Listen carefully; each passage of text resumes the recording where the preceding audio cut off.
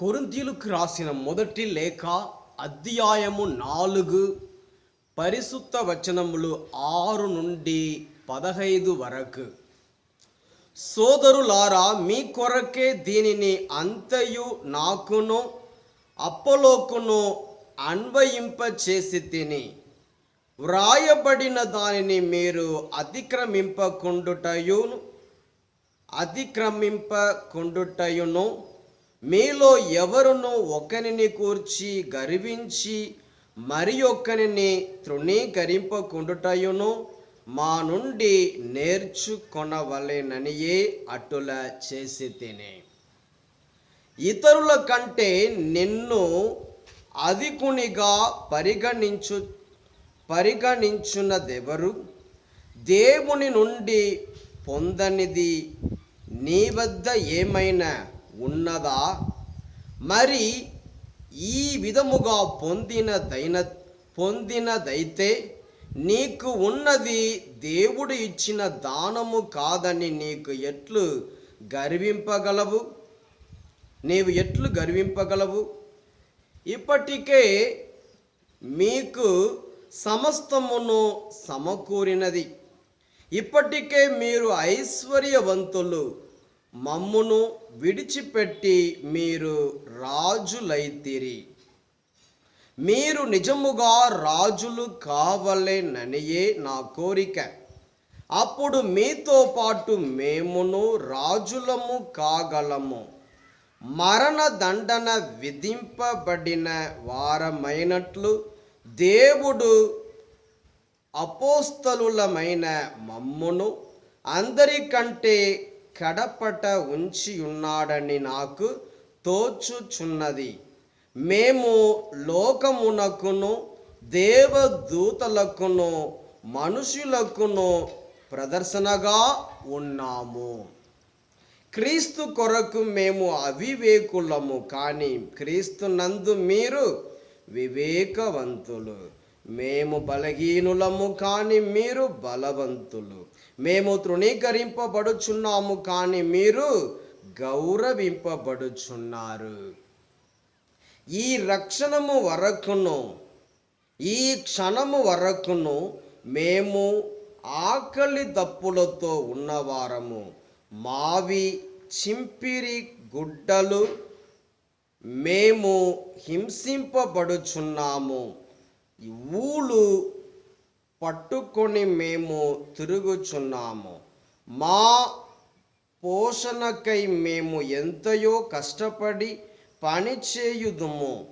మేము శపింపబడినప్పుడు దీవింతుము, హింసింపబడినప్పుడు సహింతుము, అవమానింపబడినప్పుడు మనవి చేసుకొందుము. ఇప్పటి వరకు మేము ఈ లోకపు చెత్తగా మురుగుగా ఎంచబడి ఉన్నాము. మీరు సిగ్గుపడినట్లు చేయవలెనని నేను ఇట్లు వ్రాయుట లేదు. మా ప్రియ పుత్రులుగా మీకు బోధించుటకే నేను ఇట్లు వ్రాయుచున్నాను. ఏలయనా క్రీస్తు నందు మీ జీవితమున మీకు 10,000 మంది గురువులున్నను, మీకు తండ్రి ఒక్కడే. ఏలయనా క్రీస్తు యేసు సువార్తను అందించుట ద్వారా నేను మిమ్ము కంటిని కనుక నేను మీకు తండ్రినైతిని. ఇది ప్రభువు వాక్కు. సర్వేశ్వరునికి వందనములు.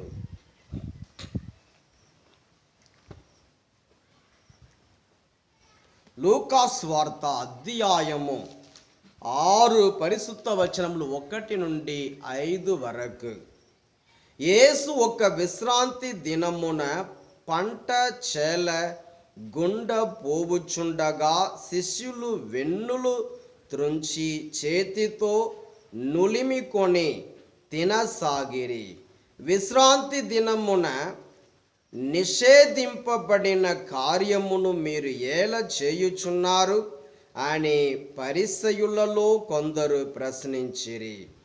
అందుకు యేసు వారితో, దావీదు అతని అనుచరులు ఆకలి కొనినప్పుడు ఏమి చేసినది మీరు ఎరుగరా?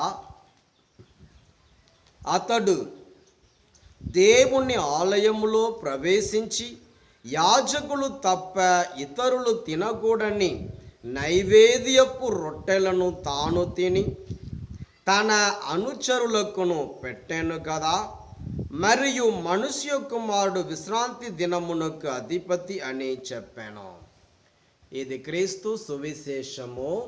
క్రీస్తువా మీకు స్తుతి కలుగును గాక.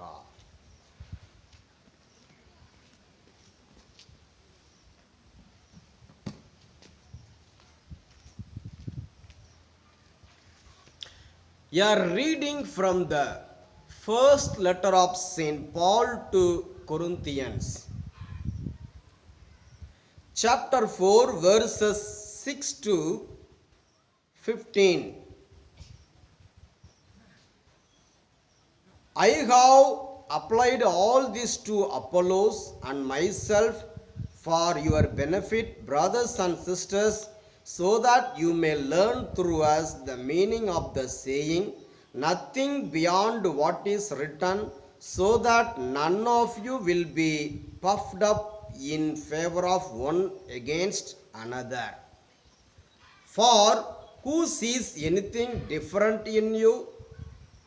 What do you have that you did not receive? And if you received it, why do you boast as if it were not a gift? Already you have all you want. Already you have become rich. Quite apart from us, you have become kings. Indeed, I wish that you had become kings, so that we might be kings with you. For I think that God has exhibited us apostles as last of